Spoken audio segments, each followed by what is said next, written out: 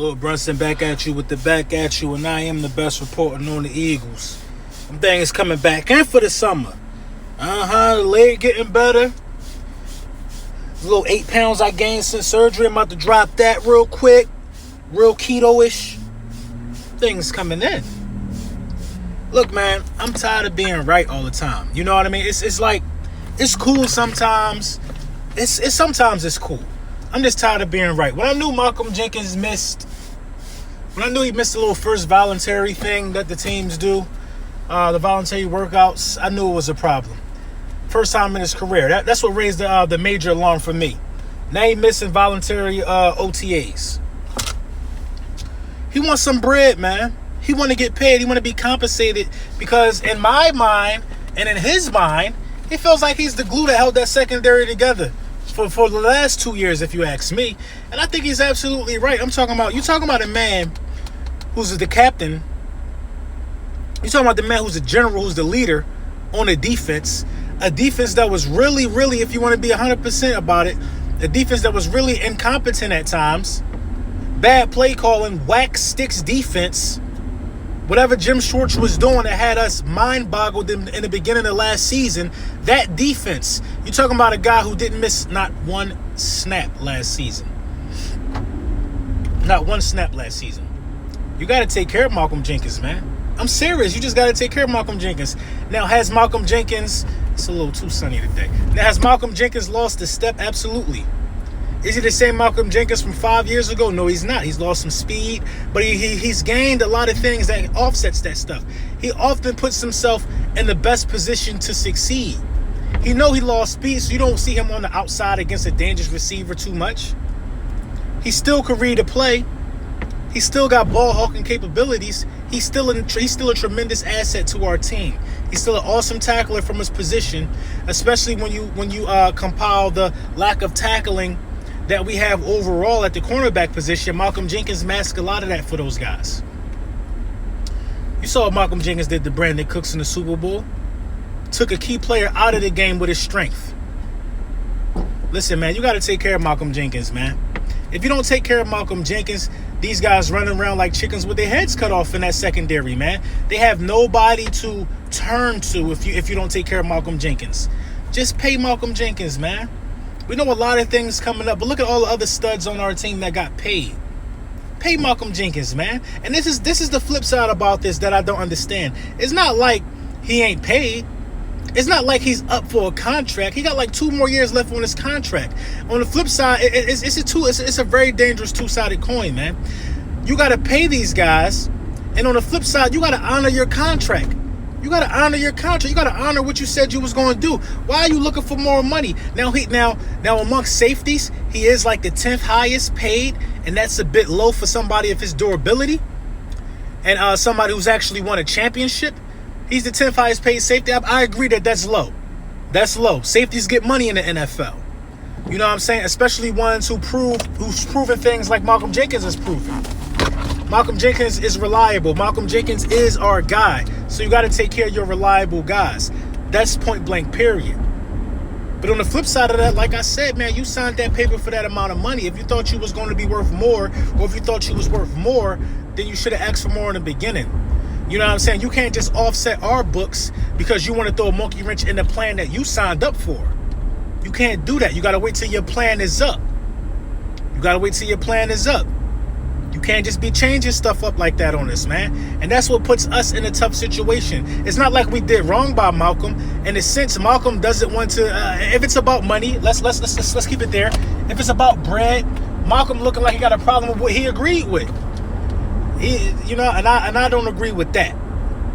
But at the same time, while it's a dangerous two-sided coin with this Malcom Jenkins missing OTAs thing, I think he deserves a raise.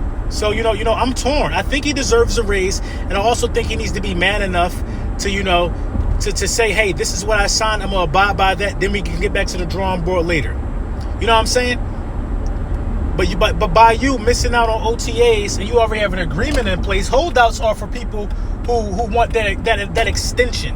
Holdouts are for people who are not, you know what I mean? Like I'm a firm believer that I believe that Ezekiel Elliott will end up holding out. because the Dallas Cowboys are going to try to drag their feet with it. That's what holdouts are for. Holdouts not for nobody who already got their contract in. They just not for that. You signed what you was dealt, and you played above the standard. But that's cool though. So now we're gonna take care of you. The Eagles always take care of their core guys, man. The Eagles always take care of their core guys, man. And you a core guy, so we just gotta see what this does, man. See how this pans out, man. But I would start looking at safety.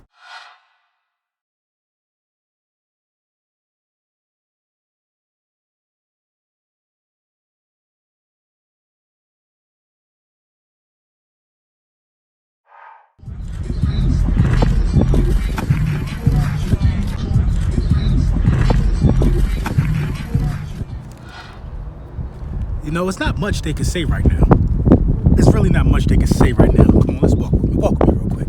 Now, based off the video that you just saw, based off of what you just saw and what I just saw and what the whole world just saw, it should be a whole lot of this right now. It should be a whole lot of silence, and it should be much more respect being put on our names. What you saw is Carson Wentz moving like a goddamn ballerina on ice. What you saw is a man who put in the work and a man who put in the time. What you saw is a man who's moving brace-free. It's non-contact drills, but could a man healthy, especially if his knee injury, could a man healthy of a knee injury could a man not healthy of a knee injury be able to move like that? He looks phenomenal. The back is healed, the knee is healed. The haters got a lot of explaining to do. Y'all gonna have a lot of explaining to do, man. Listen, man, a healthy Carson Wentz is something that they do not want to see. That's what they don't want to see. I know if you saw the earlier part of this video, we talked about Malcom Jenkins and what we need to do right by Malcom Jenkins. I believe we done right by Carson Wentz. We're in contract talks with him right now.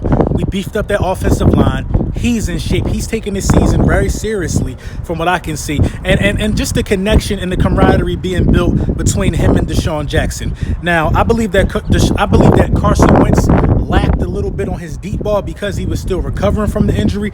I believe that those things will be addressed. I believe that him and Deshaun Jackson being on the same page is critical and very valuable to what's going on towards the, just looking down the barrel of this season. Carson Wentz looks phenomenal. And, I just want to say very unfortunate for the Redskins and Reuben Foster towards ACL, the third play in OTAs yesterday. Just tough, man. Just tough.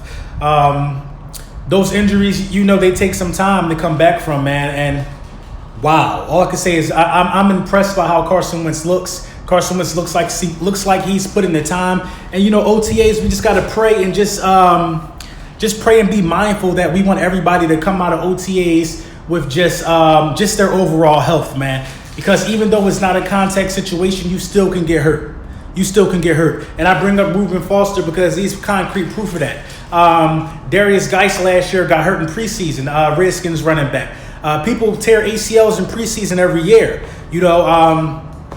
Football is a dangerous sport. But to see a brace-free Carson Wentz moving the way he's moving, that gave me flashbacks of the beginning of the 2017 season. That just gave me just chills, man, knowing what we was in store for. I do want to speak on one thing real quick. I'm kind of disappointed in some of the content creators who are giving actions of NFL players a pass. Listen, man, if an NFL player does things or shows monstrous acts, for you to get on camera and defend the acts of that NFL player just because he plays for your football team, it's kind of, to be frank, it's just kind of weak to me, man. We're all human beings at the end of the day. These are all grown men. They all need to take accountability for their actions. And you're seeing what you're seeing is just a shift in true colors. You're seeing a shift in true colors. Nobody should wish for a player to be injured, and you've seen that a lot happening, especially on my channel. Maybe because how passionate I am and how I just keep it real about certain teams just being trash and not on our level. Only thing they can come back with is to say Carson Wentz is going to be hurt. Well, I got a newsflash for you, man. Carson Wentz looks healthy. Carson Wentz looks like the best quarterback in the NFC East by far. Carson Wentz looks like a top 3 quarterback in the conference. Carson Wentz looks like a top 5 quarterback in the National Football League. That's based off what he did his 3 short years in the NFL, his 40 games. Come on, man, 40 games. How can you can say that at 40 games about Carson Wentz? I mean, he's a very special talent, and I'm glad he's a Philadelphia Eagle. I'm glad he's healthy. And all I got to say is, man, the rest of these dudes better watch out, man. You better watch out, man, because Carson Wentz is coming, man. With the arsenal that he's getting familiar with, and just the way that this season is shaping up with the acquisitions. Now let's talk about Gerald McCoy, man, for a second. If we were to land at Gerald McCoy, that would put everything in perspective for us. Gerald McCoy is one of those guys who can solidify. I'm sorry if it gets a little windy. My mic should still pick me up pretty good. Gerald McCoy is one of those guys who can solidify what we already know that is about to be solidified, and that is a dangerous rotational front. Somebody jumped in my comments and said, how are you guys going to find playing time for all these guys in your rotational offense and your rotational defensive line? I'm sorry. Well, you just answered your own question. We have a rotational defensive line, genius, so the playing time is already there. People know that they're going to get their number called. It's not all up to one player to get it done for a whole game. How do you expect them to be fresh in the fourth quarter? That's not how football really works. You know what I mean? When it's time for guts on the line. Now, say if we ran Brandon Graham, ran his brains out all through the course of that game, and when we needed that stop against Tom Brady, Brandon Graham was too gassed to get it. He wasn't too gassed to get it because we rotate our guys out. Prime example of that, man. Let me know what you guys think of what you guys may have saw out of OTAs. I didn't watch the entire OTAs. I didn't get to see the entire OTAs. I just saw a few snippets of Deshaun Jackson and Carson Wentz. Basically Carson Wentz doing those cone shuffles, and that quarterback drill right there is probably going to be viral. The most key clip from first day of OTAs. And, man, we just looking for a good one, man. Let me know what you guys think in the comments on the array of topics that we touched on today, man. Lil Brunson back at you with the back at you. I am the best reporting on the Eagles.